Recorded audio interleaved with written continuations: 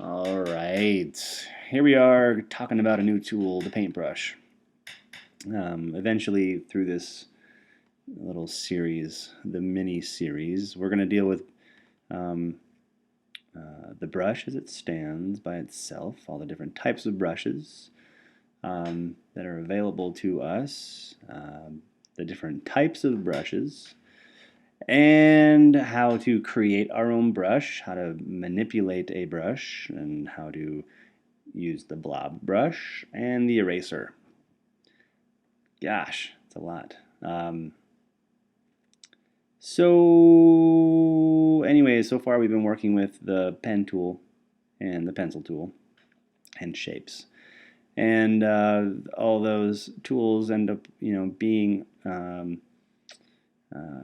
tools in which use a path with anchors or points, and then are assigned some sort of stroke or fill to that path. Now the paintbrush, if you selected the paintbrush, operates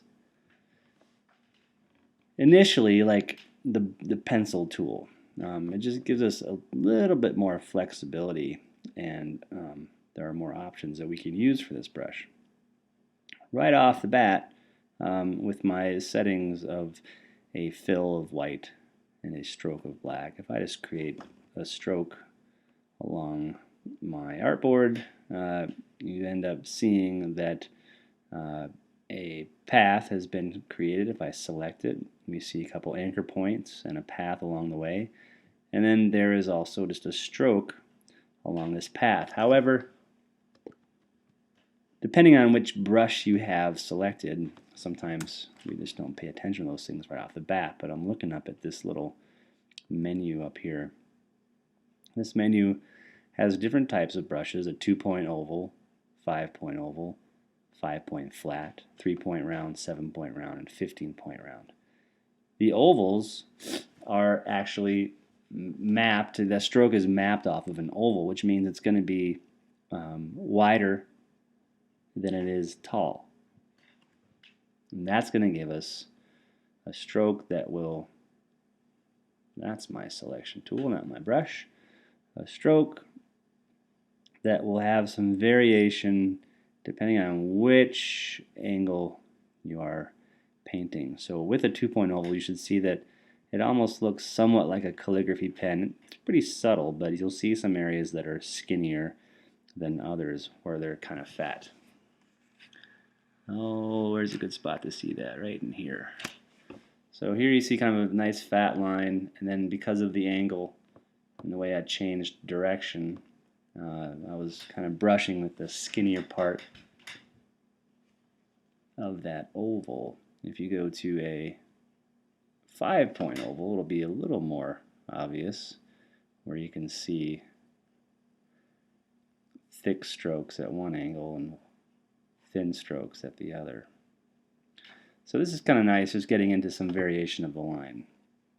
At this point, there is no sensitivity to the pressure on my stylus. It's just pretty uniform. But the brush allows us to get into some sensitivity things, and I'll show you those in a little bit. Select all, delete. I think I'll just stay kind of close in for a little bit here so we can actually see this. So those are your ovals. The 5-point flat is much more extreme. Now we're definitely more along the lines of like a calligraphic pen.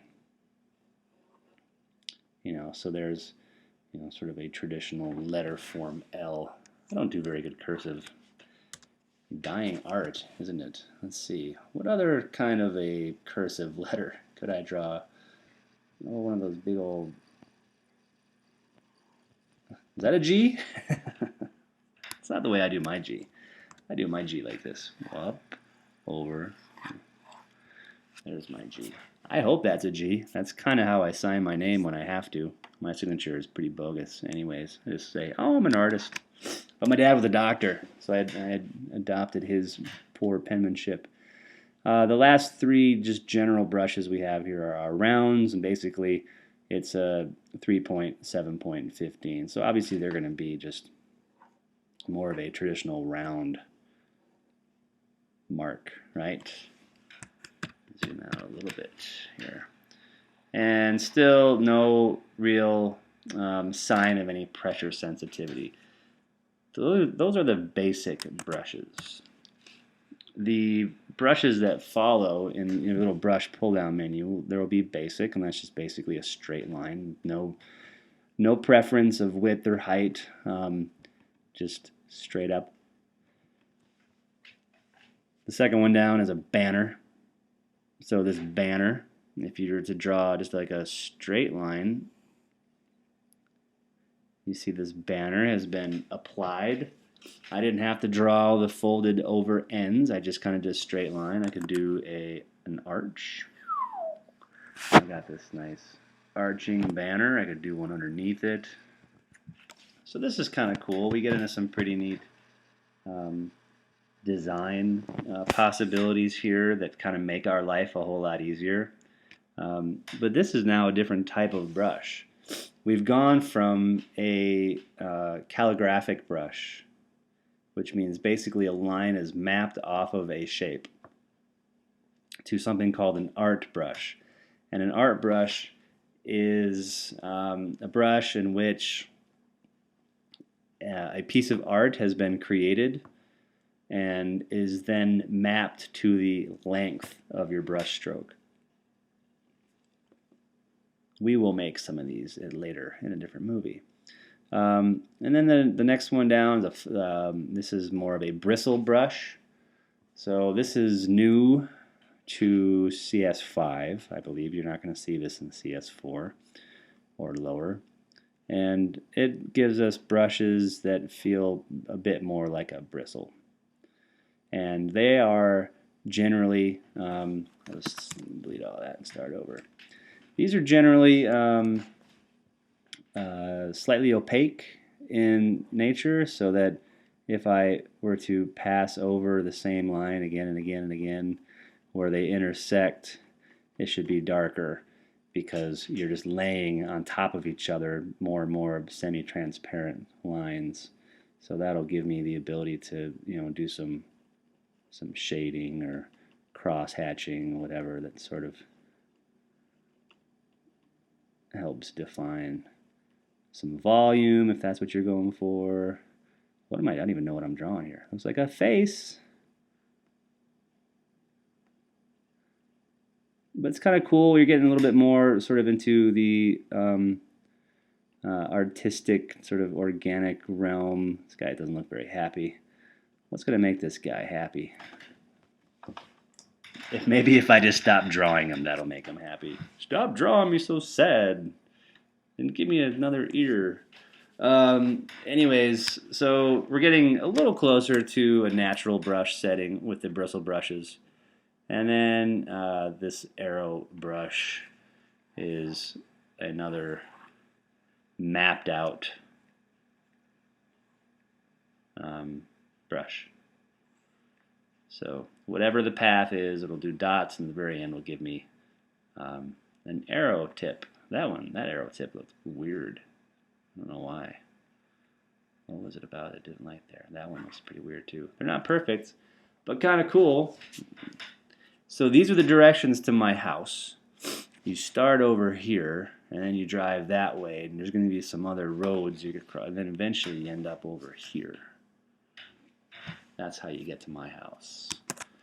All right, so just a couple of brushes in this thing, but obviously, if you've used programs like this before, you're going to say, well, where are the rest of them? And they're in this little button on the bottom left of the brush palette.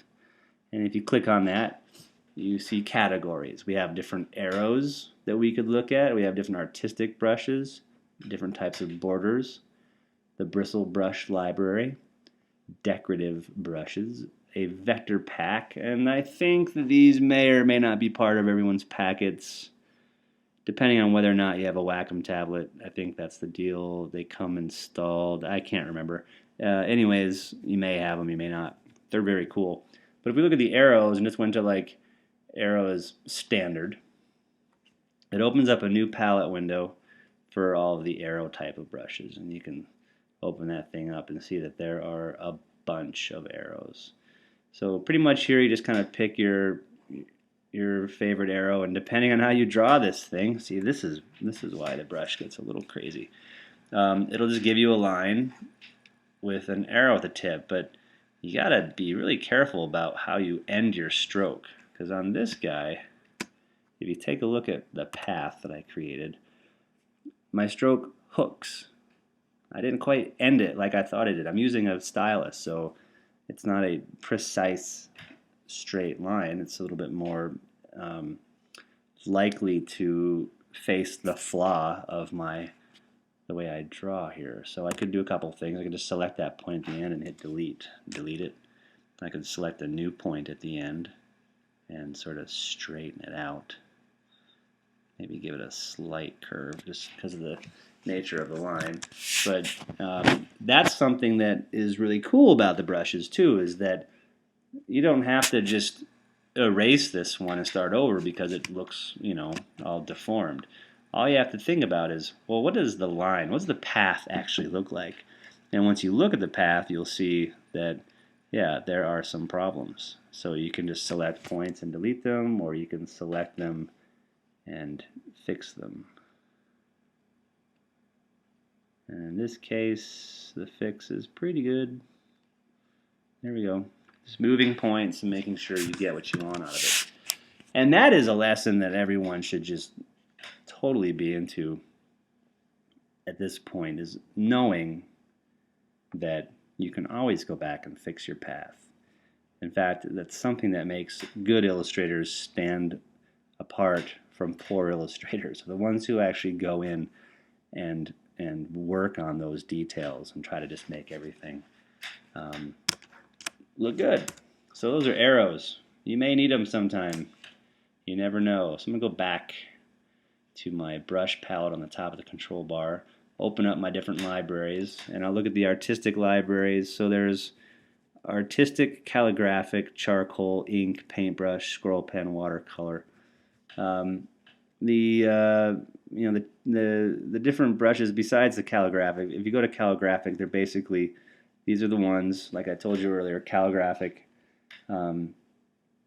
brushes are a line that has the characteristic of whatever shape it is, as if you were to take the circle or the flat thing and drag it across a surface.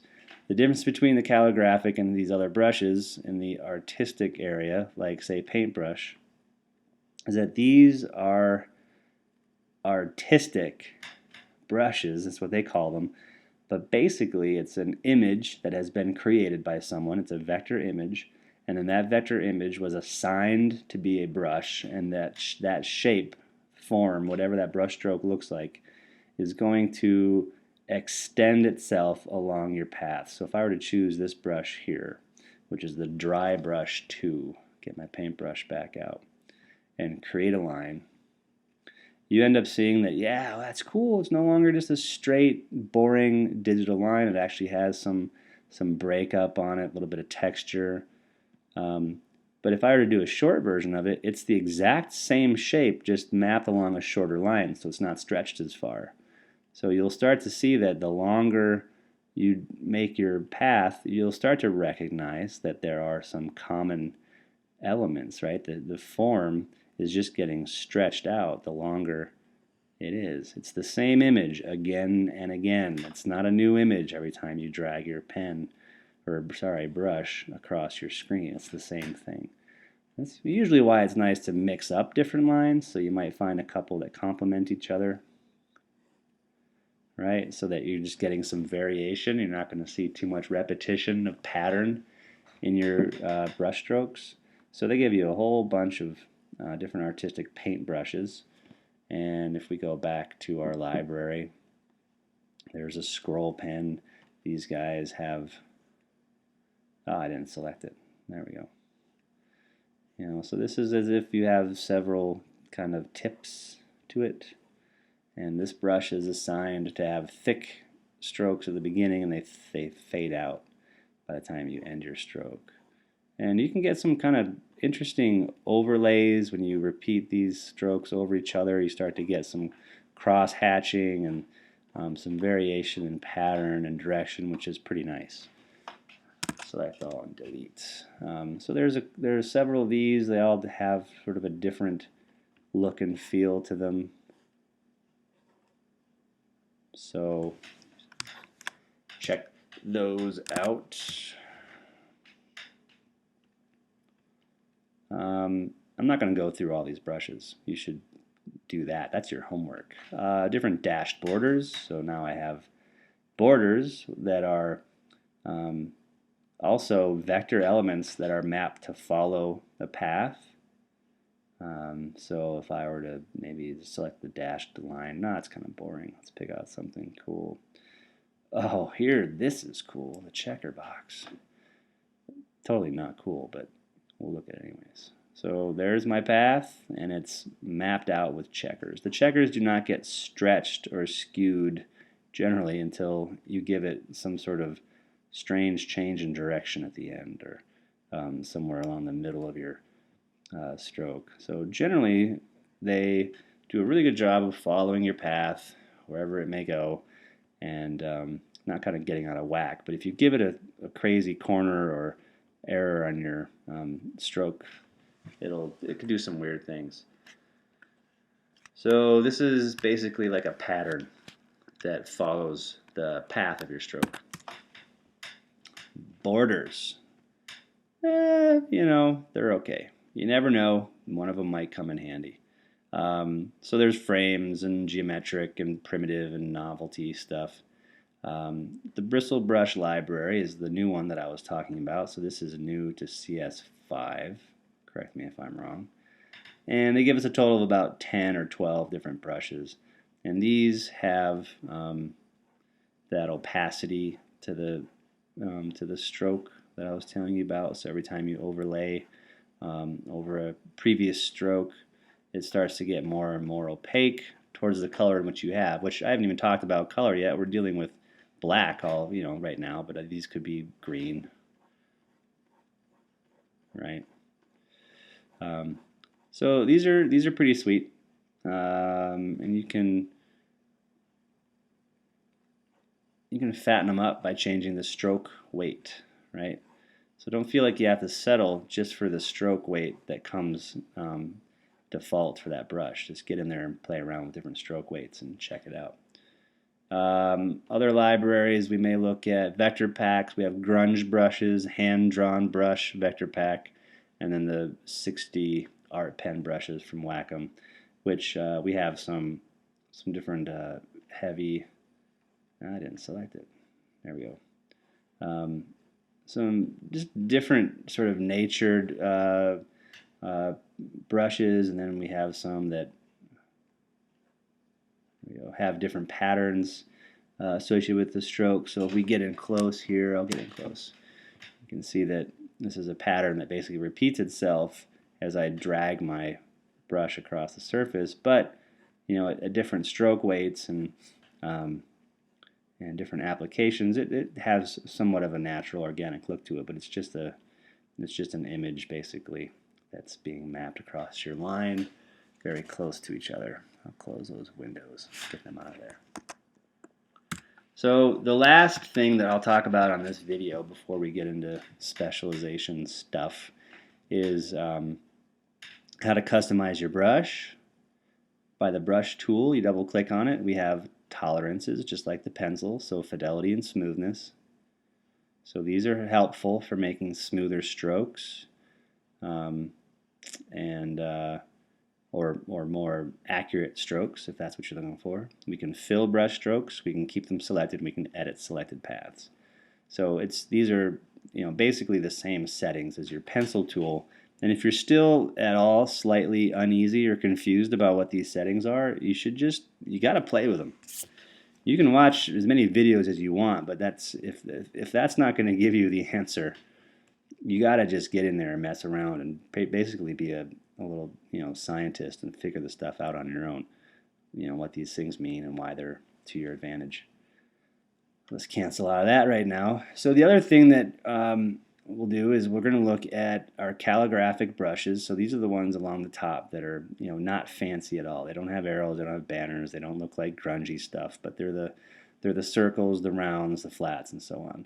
I prefer to use the round as basically my starting point for this. But if you take one of those and double click on it, you can get into your edit window for each brush. You can get into this for any brush. It doesn't have to be the calligraphic ones.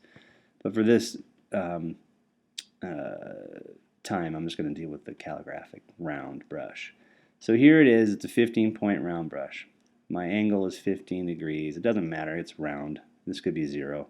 Basically, it changes the angle of your brush. If it were a flat brush or an oval, then that's going to make a difference as to how it performs on the screen. In this case, it's a perfect circle. It doesn't matter if I drag it one way or the other. Roundness. This is the nature of the shape.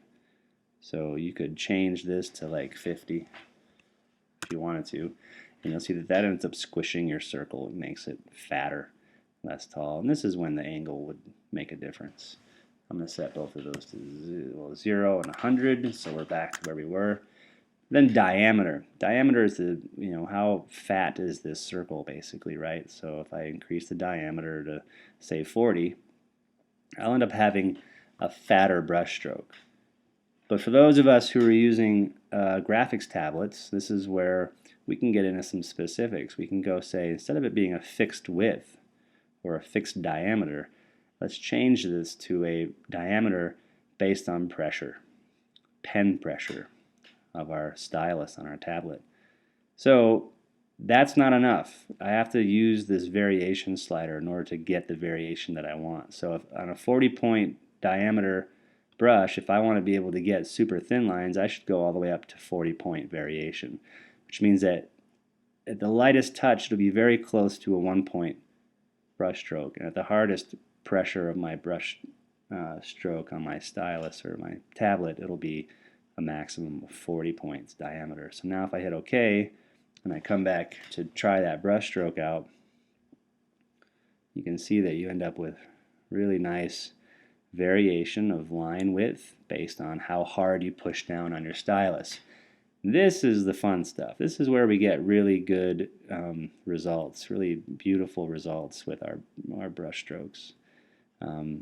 It's a little hard with something as fat as a 40, but at least it's good enough to demonstrate so you can see it. Usually my brush diameter is much smaller, rarely ever larger than a 20, unless I actually need it. I'll go back in and change it.